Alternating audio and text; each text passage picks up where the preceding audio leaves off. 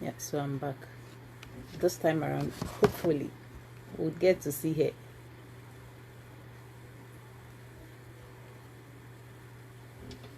So let's wait a little while, let people join in, then I think I'll see Dr. Seyram.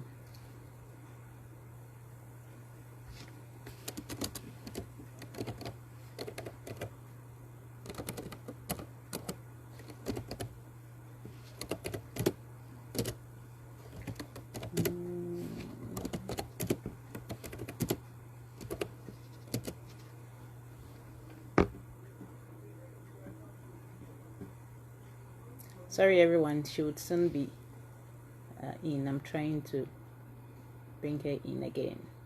Let's see. Hi.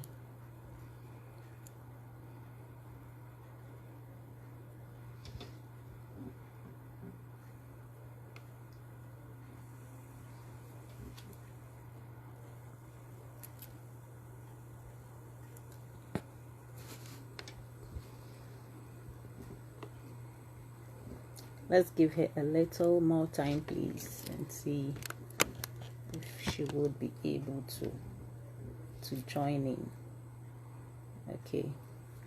Okay, so try and come in now.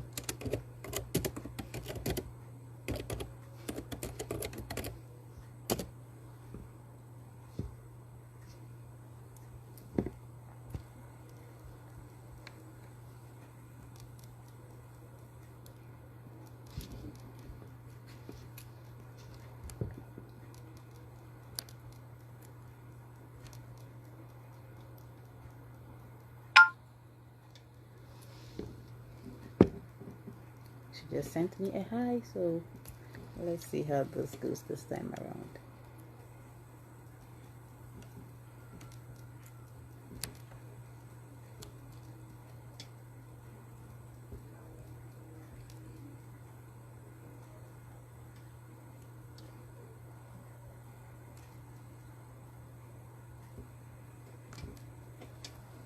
Doc, I just sent you an invite now, so did you see that?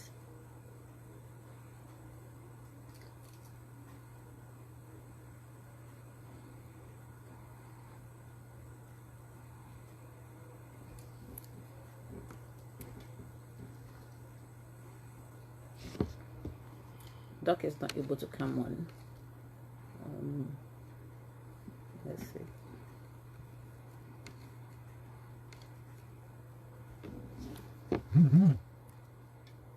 As a few more people join, then I'll start.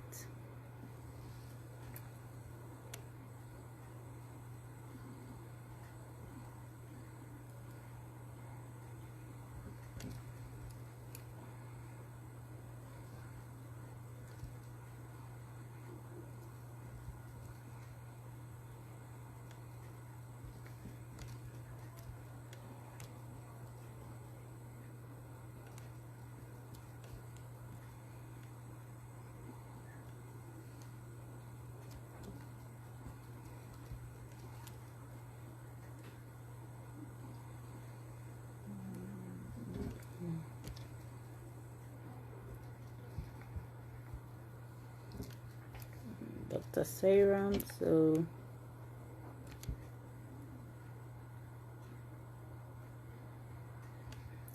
yeah, so Dr. Seyram, I just added you, but you are not responding.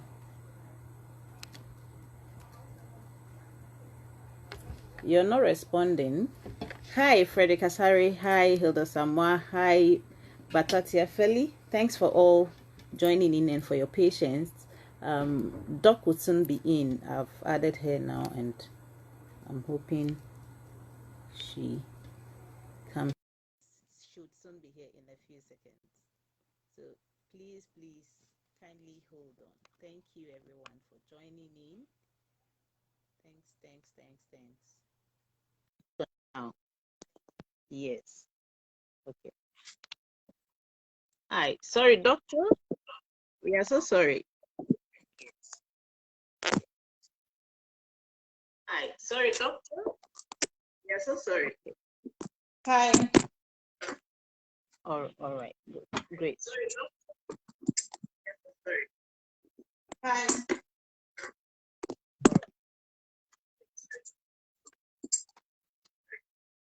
Yeah, so Dr. Seyram, let's kick off. Thanks for joining me on this live session. Let's kick off. Thanks for joining this live session. Please, can you hear me? Yeah, I can hear you. I was just trying to adjust my camera. Yes, so that you'd be Yeah, I seen. can hear you. I was just trying to adjust my camera. And I was just trying to adjust my camera. And there's a little feedback. It's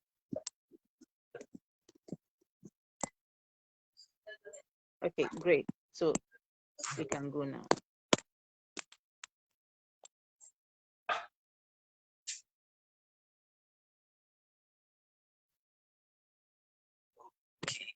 I see what is happening. I'm using two devices. Yeah, so you have to go off on one.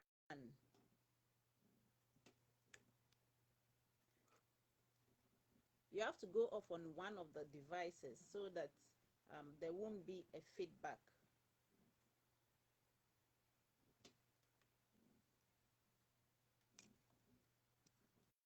Kindly put up the other device, please. So Yeah, that's okay. It was because I kept trying to join, so I was figuring which one was going to work out. Join. So that's okay now. I'm so sorry. Oh, I always use a streaming software, so yeah. All right. Okay. Thank you so much for joining us, Dr. Seyram. Yes, so because we are late, I'll just start immediately. Yes, like I said, childhood obesity is an issue now. We have so many children being overweight. Here in Ghana or in Africa, mostly when kids are obese, or maybe let me say fat in quotes, the parents seem to be happy about that. Some see it as a kind of maybe, the dada thing, you see. So when your child is a bit big or a bit fat, it shows that you are rich or you are feeding the child so well. Well, that could be a misconception. Well, it may not be, I don't know. You are going to tell us. Yeah, so the paper I was talking about, actually, Dr. Ganley is with the School of Public Health, and he has he did a study on that, and it's been published. And from the findings he got, or what they got, there are some factors which was seen to, increase the obesity in children in Ghana. They actually, the respondents or the children that were studied were about 286 in some schools in around Tema. They did the private school and they did the public school. And they found out some interesting things, which I will just mention a few here for you to So the first one is, it was found that obesity was higher in private schools than in the public schools. You get it? So my angle of the Dada B thing is from there. You get it? Now, the other thing is, he said educated fathers had more obese children. You see?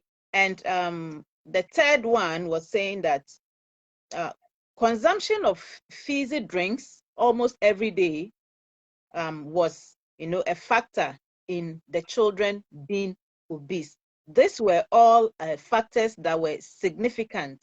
When you run your analysis, they were all significant And even after adjusting for some other factors, they were still significant.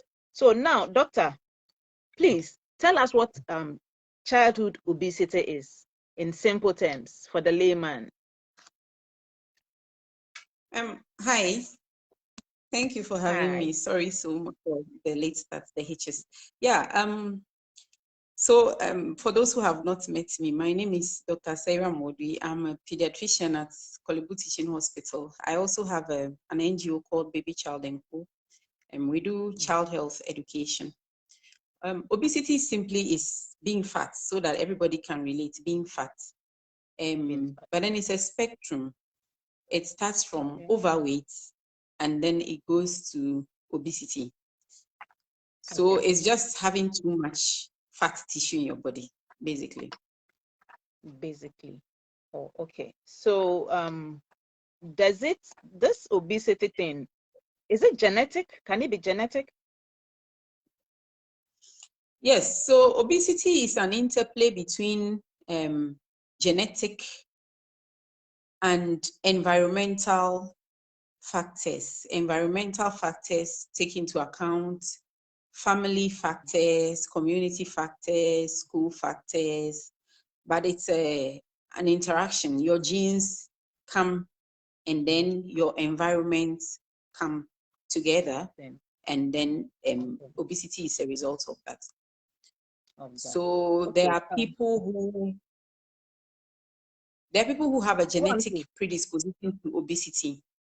It doesn't mean necessarily that they are going to be big, but the environment also has a role to play. The environment could make you big alone, even without a genetic component. So the two of them come together to do that. Okay. Thank you, doctor. So it's said that in Ghana, nearly 43% of the adult population is either overweight or obese. That's from the study. And I'm thinking that probably this actually starts from childhood. Yeah. So we are going to look at the symptoms or what you see before you would be able to say that, oh, this child is obese or maybe overweight. What do you see? Just because I'm fat, does it mean that my child is overweight? Or just because my baby is fat, does it mean that the baby is, obese? Obesity need not necessarily start from infancy. As we know, when we say childhood, we are talking about from birth to 18 years. It can start anywhere along the line, but where it starts from will help you to decide which things to focus on if you are looking for why the child is obese. When some babies are born big, some babies are born of adequate weight, and some babies are born small.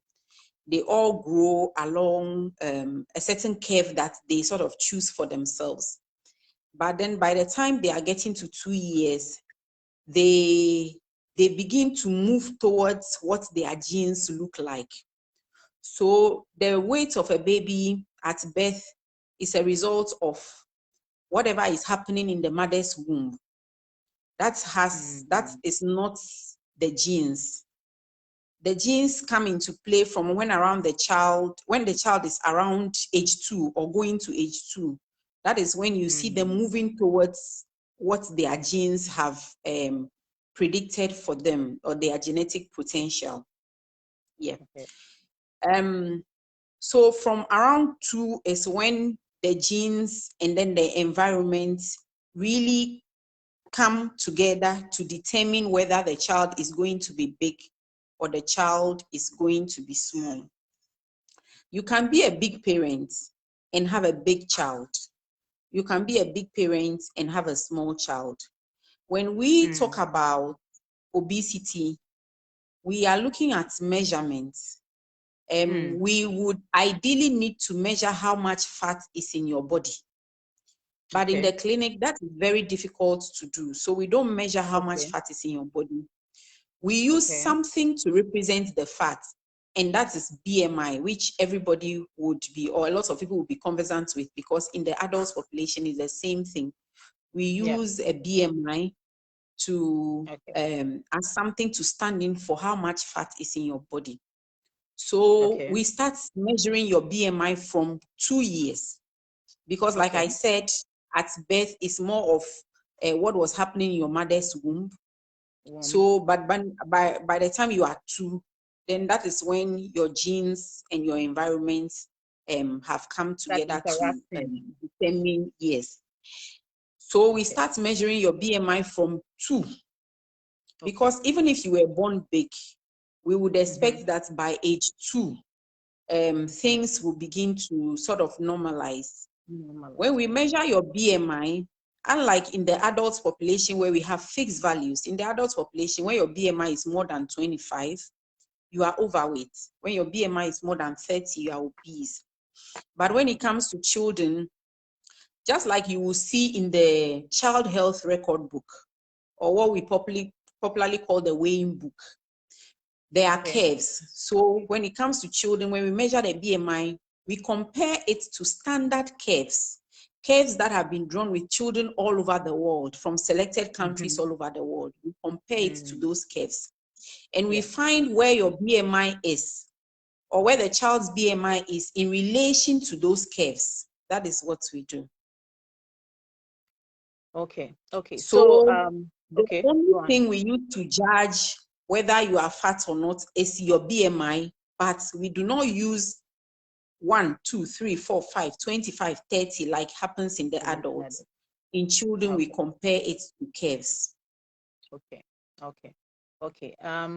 Well, this study actually said they used a Stroop's, I think that's an index from WHO. That was what they used in measuring the BMI of these kids. And they compared it, is it Anthroplus? That's the name, Anthroplus. That's how they calculated it. And they compared it with the CDC curves. And that's how they were able to determine that these children were actually obese. And the study says they didn't include, excuse me to say, children with any form of disability, because it would, I mean, you wouldn't be able to measure their height, some of them. That's what the study said. Okay, that's just to buttress what you are saying. Okay, so now, doctor, let's just move on to okay, you've said the symptom is like you use the BMI to measure that the child is obese. Okay, not in numbers like the adult. So let's look at the causes. What simple things, or maybe things around that, what causes obesity? Is it the food we eat? Is it the kind of drinks we give our children? What causes obesity in our children? In your introduction, you said, you mentioned it. So at the bottom of everything, it's about how much energy you put into your body and how much energy you spend. The energy we put in our body comes from food, and the energy we spend comes from our body's activities plus our physical activity. We are talking about movement, play, exercise, those sort of things. So obesity simply means that you are eating more energy than you are burning. That's what causes obesity. That's what causes the children. Yes, children require certain amounts of calories. That is the unit that we are using to measure the energy. They require certain amounts of calories depending on their age and their sex. So let's say that a child, just using a figure, let's say a child requires 2,000 kilocalories per day. If that child takes in 2,000, but everything that a child burns is, say, 500, then the child will keep saving energy as the days go by, and then that is expressed as fat. So being fat or being obese simply means that you are eating in more calories or more energy than you are spending. That's what it means. So now when we talk about eating more calories than you are spending, there we can work on it in two ways.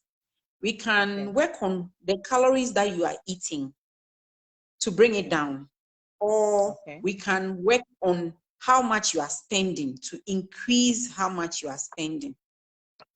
So when we talk about bringing down the energy you are consuming or the food that you are consuming, when it comes to children, we are very careful because they need the energy to grow. So when it comes to children, we are very careful. We don't do stuff like diets.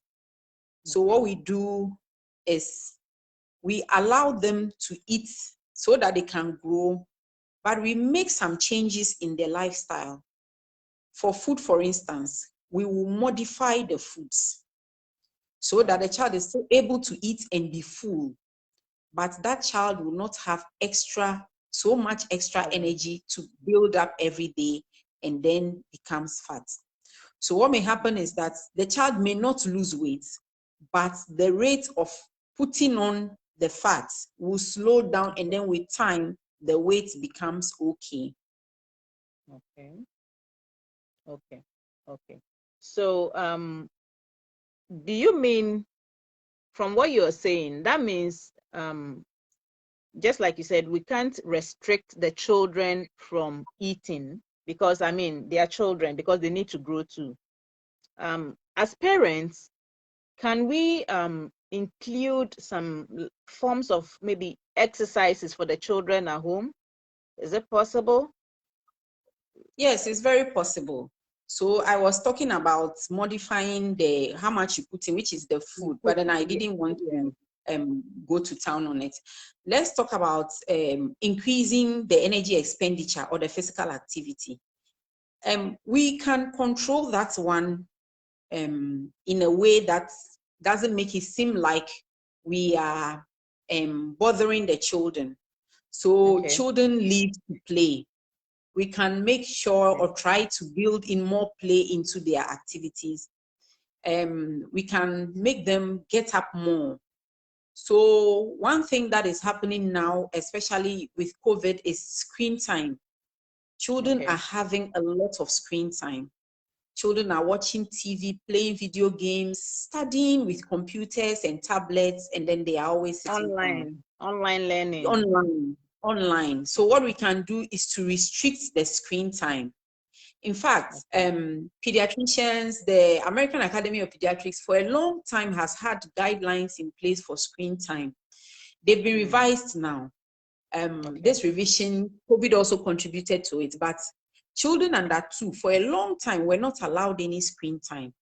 And children who are over 2 years were allowed just about an hour of screen time a day. And that one must even be quality programming. So it's not anything at all that the child should watch. The child should be watching something that teaches morals or teaches something good, some physics or something like that. Yeah. So we can look at screen time. We can limit how much TV our children watch. We can limit how much computer games our children watch. That's something we can do. We can encourage physical activity as a family.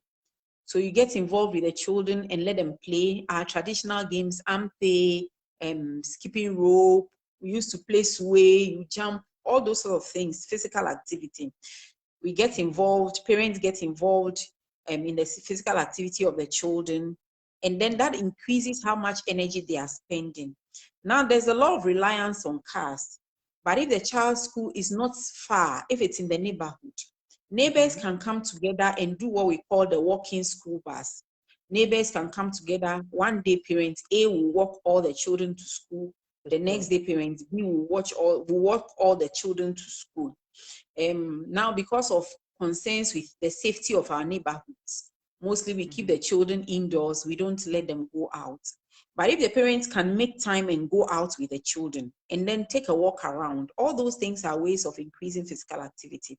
But the interesting thing is that if you were to restrict screen time, you'll find that children will find physical activity to occupy their time. If you say no TV, the child may not go to sleep. The child may find some play, may find football to play. But So as long as there is the what TV, if you live in maybe a flat, a secluded apartment with your kids, and maybe there are no other kids to play with, and you are limiting the screen time?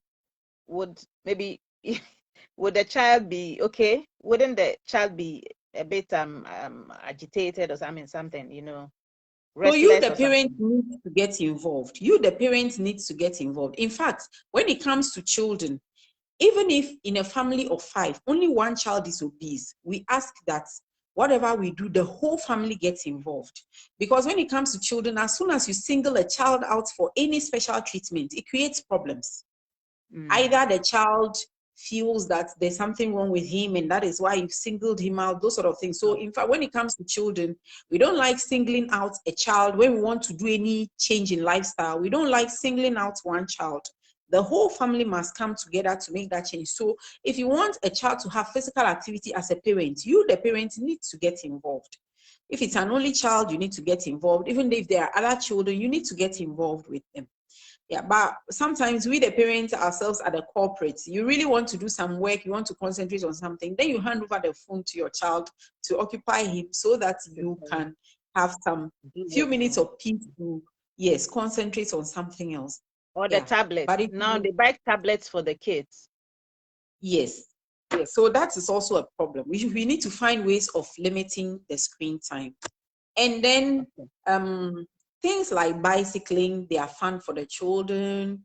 Just take a walk around. Take a walk around as you're walking. You're teaching your child about plants, about colors, those sort of things. Play ball with them, run with them, do stuff with them. Just increase the physical activity. Gardening, anything that you can do to make them move. When we talk about physical activity, we are talking about movement. So anything that you can do. Coming back to food. With food, like I was saying, you don't want a child to go hungry because the child needs the food to grow. They are still growing.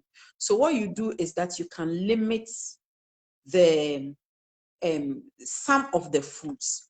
So there's the popular strategy that is called the traffic lights way of eating. So there's the food group that is green, then there is the yellow or the orange, and then there is the red. The green foods are the ones that the child should have unlimited access to. So those ones are the fruits and the vegetables. You just need to make them available. Let the child eat as much as he wants. Those ones are the green foods. Then we have the yellow foods. The yellow foods are the grains, the lean meat. So when we are talking about grains, we are talking about foods that are made from rice, from corn, those sort of things, like our traditional staples. And those ones are in the yellow group. So not to go to town with them, but the serving size should not be as much as the foods in the green group. And then we have the foods in the red group. Those ones should be rare treats. But what happens in a lot of middle-income families, the foods that should be the rare treats become the order of the day. So we are talking about fries, anything that you're frying. We are talking about pastries. We are talking about juice, carbohydrates that are refined. So that's the bread, the pastries, the biscuits, then the juices, the toffees, the chocolate. I don't want to mention some names. I don't want to mention brands. Yes, so the juices. Yeah. So those ones should be treats. They should be rare treats. They should not be the order of the day. But what you should allow the child to have unlimited access to is the foods in the green book, the vegetables and the fruits. Whatever fruits the child wants to eat, let them eat. And the interesting thing is that the vegetables and the fruits keep us full for longer. They keep the child full for longer. So if they eat a lot of those, you will find that they don't tend to eat a lot of the foods in the yellow group, which is actually what you want. Your child should be full, but full on the right kinds of food. And so this will not work if you buy a pack of toffee and put down there and tell the child, don't eat. Because for children, whatever you restrict, whatever food you restrict, it increases their desire for it. So you don't put a pack of toffees on the table and say, don't eat. You make sure that the toffee is not there at all. It should be a rare treat. You don't put chocolate down and say, don't eat. It should not be. What should be found in abundance in your house is the greens, the fruits. That is what should be found in abundance in your house. Okay. So aside the traffic light strategy, another strategy is not to have the children eat while they are watching TV. Because when they are watching TV, they don't pay attention to whether they get full or not. They are eating sort of mindlessly. Their mind is not there, and then they are just eating. So not to eat with the TV on. And it helps if the family sits together to have a meal. And that is the problem with busy parents these days. The child is eating when the parent hasn't even come home. But it helps if the family is together and eating a meal, have nice conversation, make meal times as pleasurable as possible for the child. Healthy choices, nice conversation, and then the child tends to eat more. The other thing is that the bowls that we use to serve our food, they should not be too big. Like I said, any intervention should be the whole family, not the child. So that means that mommy and daddy's bowls too should not be big. Everybody's bowl should just be sizable. That also helps to take care of obesity. Now, when I was talking about the red, gold, green kinds of food, just to expand a little on the yellow group. The yellow group contains a lot of carbohydrates. Yes, but the carbohydrates are not all the same. For instance, if you take white rice and brown rice, they are not all the same. The brown rice comes with a lot of fiber and a lot more nutrients than the white rice. The white rice has been very polished. The same way when you take flour, same principle. The carbohydrates, when you process them, you've removed a lot of things that will help the child to feel full from it. So as much as possible, it should be whole and processed foods. Things that are processed, those that are made of flour, like our pasta, which is now a household staple. Again, I don't want to mention any brands, but we tend to eat a lot of pasta. We tend to eat a lot of, yes, we tend to eat a lot of baked things, flour things. We tend to eat a lot of sugar. Those things should not be what the bulk of our food contains. And you know what? The more refined foods the child eats, the more the child has problems with constipation as well. But when the foods are whole and unprocessed, you see that the child doesn't have a problem going to toilet. So it's not only to counteract obesity that you should pay attention to your food. For the child not to go to toilet and is training and is crying, some of them actually weep when they are going to toilet. You should make sure that your child is using the enema. Yes, some parents tend to resort to enema because of that. Yeah.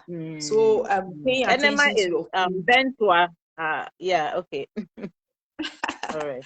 So paying attention to what the child eats, the food the child eats, has a lot more advantages aside obesity. Now, the obesity itself, to make the child have a good weight, you should start off right. You don't start early. Yes, you should start off correctly. To start off correctly. Yes, to start off correctly, even the mother, before she gets pregnant, should make sure that she's of an ideal weight. So you shouldn't be too big before you get pregnant, because if you do that, it comes with pregnancy complications as well.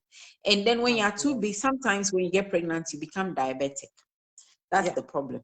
And when you're diabetic, then you will have a big baby. So then you have got a baby that is big already. And then the other thing is good antenatal care, because it is good antenatal care that will make sure that your baby is delivered not too big, not too small. Paradoxically, babies that are delivered too small also have a high risk of becoming obese, just like babies that are delivered too big. So your baby should not be too big, should not be too small, and good antenatal care will do that for you. Okay. Then after delivery, we want mothers to breastfeed. They should breastfeed exclusively for 6 months. That also ensures that the babies are of good weight, ideal weight, not too big, not too small. Interestingly, there are some parents who love it when the babies are big. But the thing is that there are standard curves that your baby should follow. When the baby is too big, it's a problem, just like we don't want the baby to be too small. And the food that makes sure that the babies are of ideal weight is exclusive breastfeeding. And then when it comes to introducing the semi-solids, that is weaning at 6 months, that should also be done appropriately. Because if you don't do it appropriately, the children develop some eating disorders, and then sometimes they are too big, or sometimes they become malnourished, and that is also a problem. So you see, whenever we talk about obesity, it's not only obesity that's a problem, it's so it's called a double burden. There is overnutrition where obesity falls, then there is undernutrition where malnutrition falls, and both of them are dangerous for the children. Yes. So good antenatal care, baby of adequate weight, exclusive breastfeeding, wean appropriately, and then from the weaning, that is when all these food, the traffic light food that I've tried to describe will come in. Now, like I said, we don't want our children to be on diets, weight loss diets. We don't want that to happen. But you see, let's take a child who needs about 3,000 kilocalories or even 2,000 kilocalories a day. A typical fast food will easily give you all that energy in one meal. So the other thing is that when meals are prepared at home, they tend to be healthier than when the meals are bought. Yes. So meals prepared at home are better. But let's say you take a typical fast food, and that's one meal, not the 3 meals a day, gives the child all the energy that a child will need for the day, one meal. And then you add on soda or soft drinks for the child. That is even extra. So when you want to make any interventions for this child, the first thing you should do is to remove the soft drinks. Once you remove the soft drinks, you've brought down the energy intake of the child. So nothing drastic. So what do you substitute with the drink, the fizzy drink or the soda? What can you water? So just water. Water is good. Okay. Water. Okay. Water. Doctor says don't give your children the fizzy drinks. Not that you shouldn't give them at all, but it should be on rare occasions to avoid the children being obese. And as she's saying, she's also trying to say that you should also not say that I don't want my child to be obese. So because of that, you reduce the amount of food you are giving the child, and then the child becomes malnourished or underweight, which itself is another issue, you see. So I think there has to be a balance from what Dr. Wordui is saying. So, Doctor, you've touched on a lot of things there. I think you've mentioned the risk factors too, but for the risk factors, I think we are not done with all. If like for example, do certain medications cause obesity in our children? If I may ask you that, like maybe you're giving your child a particular medication, okay. Yes, there are a lot of medications that have weight gain as a side effect. But if the child needs the medication, then it's a balance between what it will do for the child and what the harm or what the side effect, which it will be the weight gain. So I think that the thing is to make sure that the drugs are prescribed. So you don't from the go doctor. and buy, yes, you don't go and buy medication for the child for whatever reason. Make sure that it's prescribed, because anytime you are prescribing a drug, you have to weigh the benefits against the risk. That brings me to the point where, you know, when children are, babies are born, initially they grow really fast. They lose a bit of weight in the first week or so, and then they gain it back. Then initially, when they are babies, they grow really fast. But then there comes a point in time when the growth slows. And at that time, even though the growth has slowed, it could perfectly be normal. What you need to do is to ask the healthcare worker who has done the weighing of the child to help you to interpret the weight, or to interpret the weight for you. But what happens to some parents is that when the growth slows, they become very worried. Then they want to buy some medications that will make the child eat more or make the child put on weight. So parents can actually go and buy medication that they want the child to put on weight. Yes, they when buy that slowing of growth. That's true. That's true. I saw an advert on TV that says you can give it to your child. The child will eat very well. The child will be big. You know? Yeah, that's true. So those could be problems. The thing is to make sure that you understand the weight, because the child growth slowing may be natural. Children grow in spurts. Like there's a period when they grow fast, then it slows down, then they grow fast a bit, then it slows down. So the growth is not constant. So what you need to do is to get an interpretation of that weight. Ask your healthcare provider, whoever is taking care of the child, to interpret for you. Yes, but aside that, there are some other medications that can make the child put on weight. But commonly weight gain is a result of what I have explained, taking in much energy and spending less. There are also some hormonal imbalances. The notable one is hypothyroidism. We all have thyroid hormone in our bodies, so we are all supposed to have thyroid hormone in our bodies. But when the thyroid hormone is too low, then the children can be obese, overweight and obese. In fact, in other countries, because low thyroid hormones are devastating to the brain growth of the child, or the intellectual, how well they can perform in school and perform in tasks, in some countries, checking thyroid hormone is part of newborn screening. We don't do that. But we don't do, No, we don't do. We don't do. So something like hypothyroidism and some other hormonal problems can make the child put on weight. Then there are some issues with the chromosomes themselves. So chromosomes are building blocks. You can think of them when we think about genes and chromosomes. Yes, that sort of thing. So sometimes there is something with the chromosome itself, or your building block itself, that will make the child put on weight. A notable one is Down syndrome. Down syndrome is quite, it's not rare. Yes, that can also make a child obese. So those things are there. But the commonest cause of obesity is an imbalance between the energy that a child is taking in from food and how much energy the child is spending. You know, children, provided they are not watching TV or their mind is not elsewhere, when they are full, they realize it faster than when adults are full. But as parents, what do we want to do? We want the child to always empty the plate. We want the child to clean the plate. It's not a good thing. No, it is not a good thing. What a parent should do is to provide the right food. By right food, we mean whole foods, whole grains. Our beans, our maize, our unpolished rice, and then our starches, the yam and the cassava, and whatever starches are your staple. You provide that.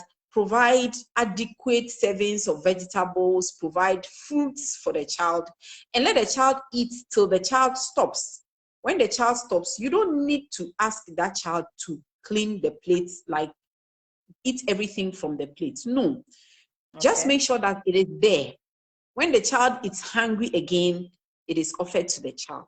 But sometimes we give food to our children and we want them to eat everything on the plate by all means, even when they are full. It's also not a good thing. When you are forcing the children to eat, they often don't enjoy it. And like I said, to have good eating habits, eating must be pleasurable. Eating must be something that when you do, it makes you happy. Yeah, but when somebody say you must eat all by all means, eat before you get up, eat before you get up, then the child sometimes associates. Don't let me, I'm not cutting you here.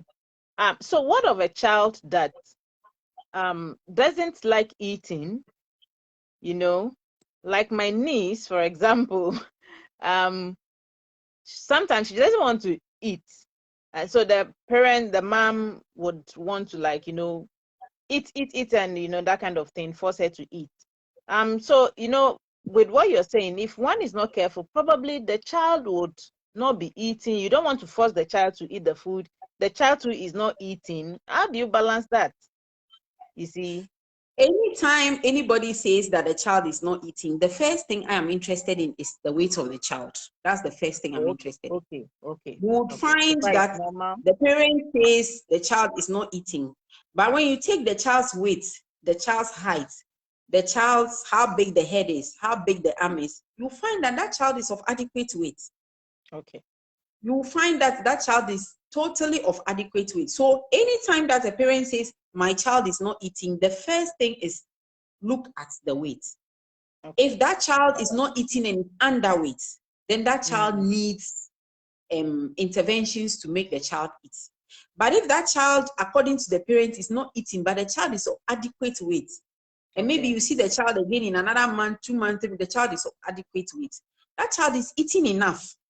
That child is eating. Because when you say you are not eating, you need to be sure that the standard to which you are comparing is okay. Are you comparing to how much you, the adults, you are eating? Or what are you comparing to? Or are you comparing to another child of yours?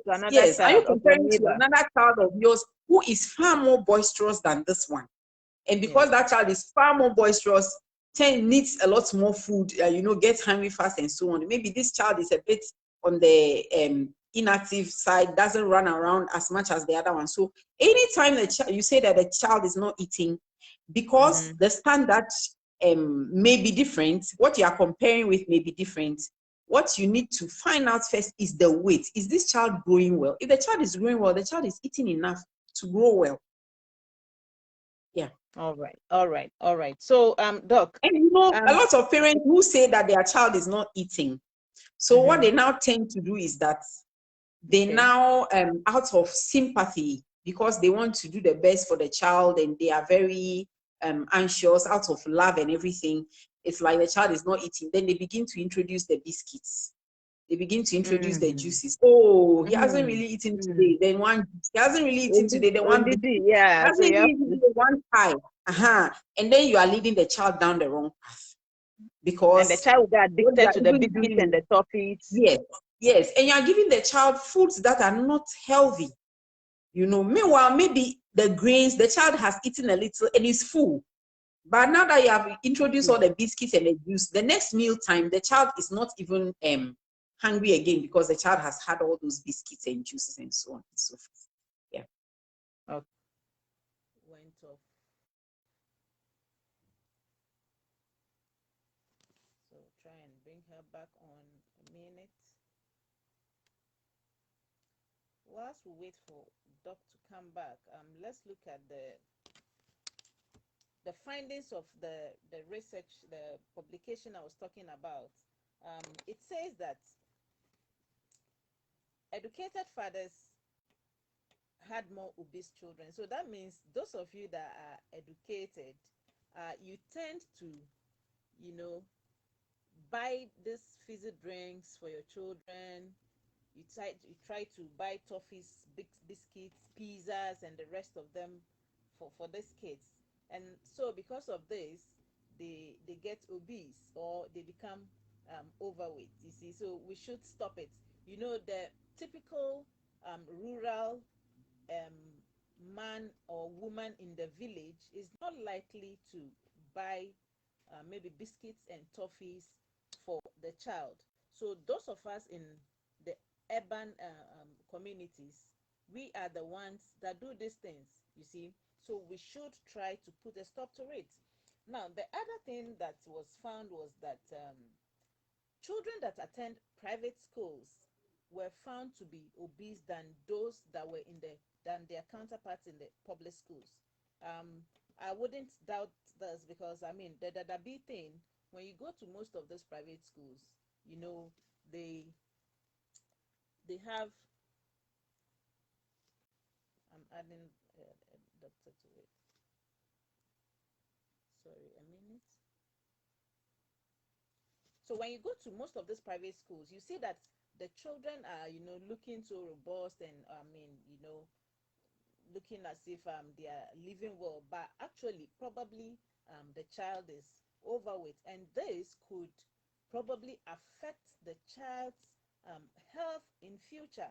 You see, when the third one that was um, found from the study was that children that exercised about 3 times in a week, you see, the risk of them being obese was very low. So for your children, every day you take them in the car, you drop them in school, they don't go for walks, they don't play around, you know, you have to let those children exercise. Not exercising like adults, but then at least let them play around the house, do the ampe and the rest of them, you see, just like doctor was saying. So I think those of us that are educated, we really need to do a whole lot of, put in a whole lot of changes into the way we are training our kids, the eating habits, their diets, and the rest of them. I'm trying to bring her into so that she would conclude, but let's see.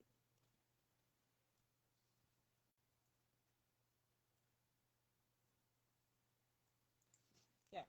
Now, so the what doctor was saying was that try and give your children more of the green foods. You see, reduce the corn, the white rice.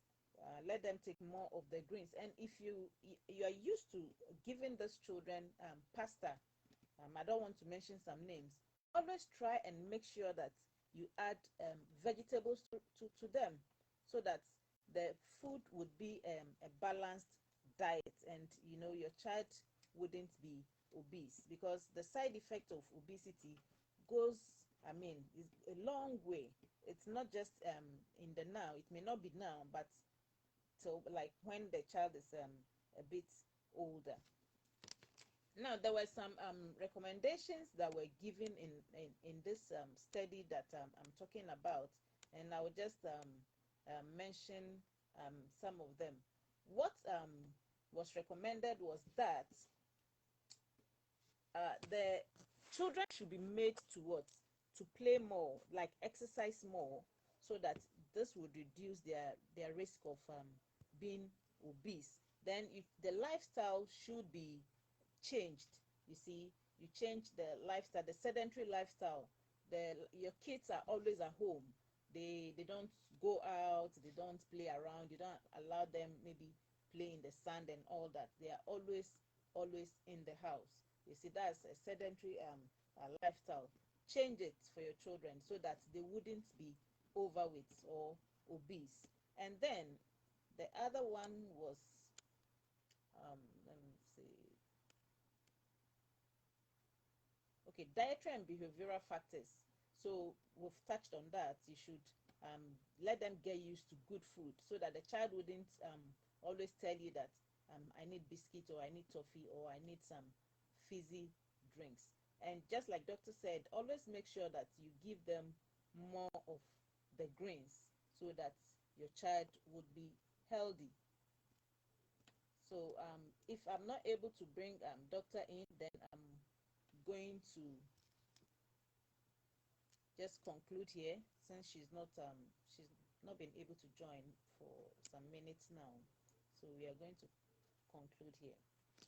Yeah, so in essence, what we are trying to just do here, what we tried to do was just to educate us about what obesity is.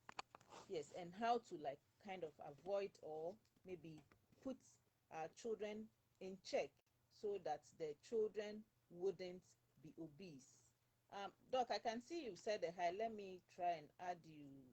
Let me see. Sorry. A minute. Sorry. So that we can conclude. Sorry.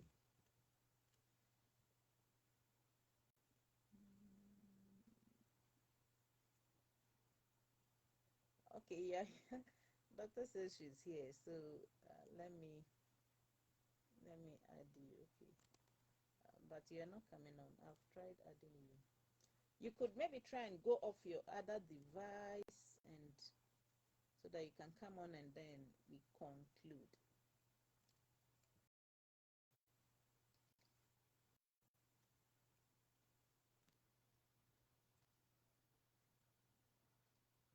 Dr. Seyram, I'm hoping you are not on another device.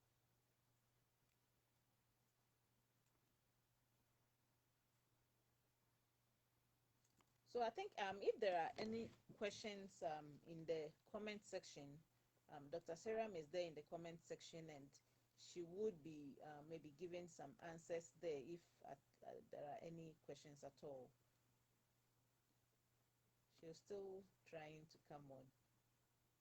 Okay, just one device. Oh, sorry, Doc.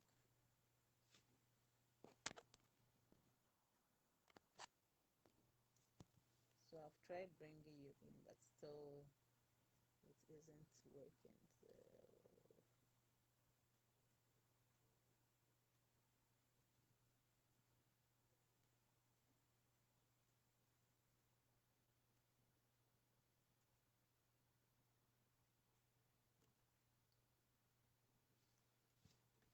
So we are going to.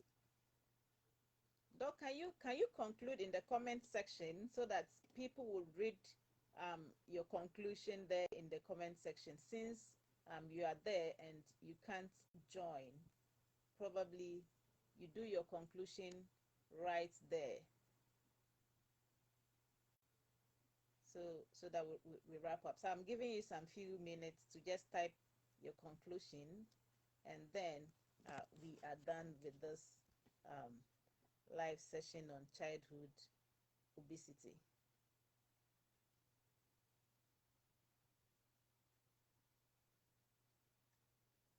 So the doctor would type in her conclusion and then would end this live session. So a few more seconds or minutes, please.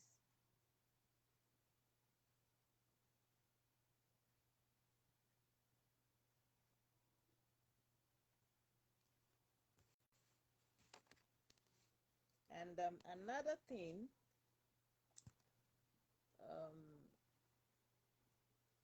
okay, so doctor is saying that why don't we want our children to be obese? And she's answered and said that because it leads to illness and death, you see. So for the risk factor that your child will be ill or your child could die, tells you that you should watch what you give to your children to eat. So we can interact with Dr. Wordui in the comment section. She's there typing and giving a conclusion right there. And then for mothers or mothers to be, let's not forget what she said. She said that even when you're trying to be pregnant, you should try and be of not a normal weight. Not too lean or underweight, and not too maybe big. Let me say, you see, so that when you get pregnant, um, there wouldn't be complications during the pregnancy. And being obese when you're pregnant, you're likely to get diabetes. So you have to watch that. A lot of exercises would help us too. So I think she's concluding right there. Then we would bring this to a close. Thank you very much, Dr. Seyram. So,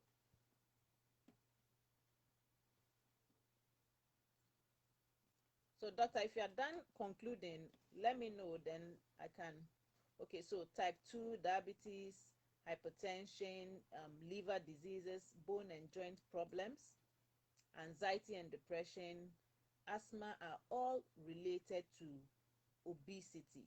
Okay, that's what our pediatrician is saying.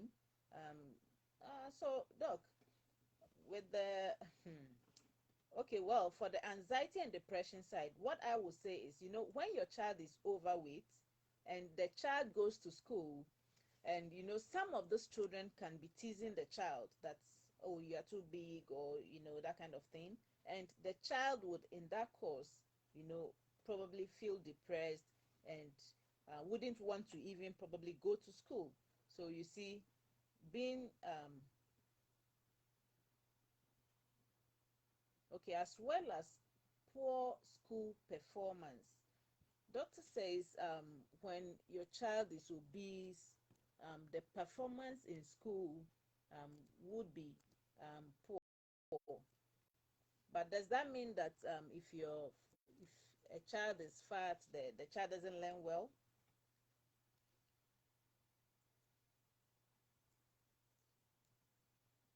Yeah. So to reduce the risk of all what doctor has mentioned in the comments section, I think we should all be careful with what we buy for our nieces, our nephews, our babies. Not just the parents alone. It's not in Africa. It's not one person that trains a child or cares for a child or a baby. You see, it's the whole. Sometimes it's the whole community or the whole family. So let's be careful of what we buy for our children or our nieces and our nephews, so that they wouldn't be obese, and as a result of that, it would affect their health in future. So thanks to everyone that joined us, and thanks to um, Russ for the flyer he did for us, and thanks to Dr. Seyram and her team from Baby Child and Co for agreeing to do this live with us. And then